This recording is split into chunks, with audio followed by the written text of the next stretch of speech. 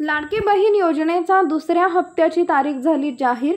मुख्यमंत्री माझी लाडकी बहीण योजनेतील पात्र लाभार्थ्यांना देण्यात येणाऱ्या लाभाच्या दुसऱ्या टप्प्याचा राज्यस्तरीय कार्यक्रम येत्या 31 ऑगस्ट रोजी रेशीमबाग मैदानावर आयोजित करण्यात आलाय।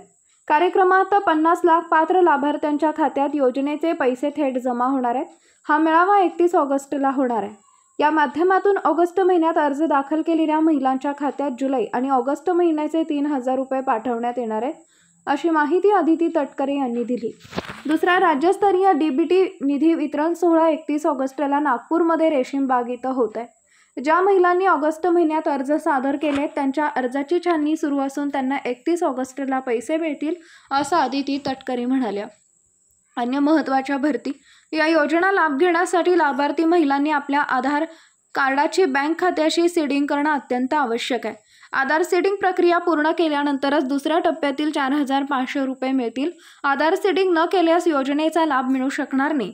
जर तुमचे आधार कार्ड बँक खात्याशी सीड नसेल तर अन्य अटींमध्ये आपला फॉर्म पास झाला तर तुम्ही 4500 मिळवण्यास पात्र आहात।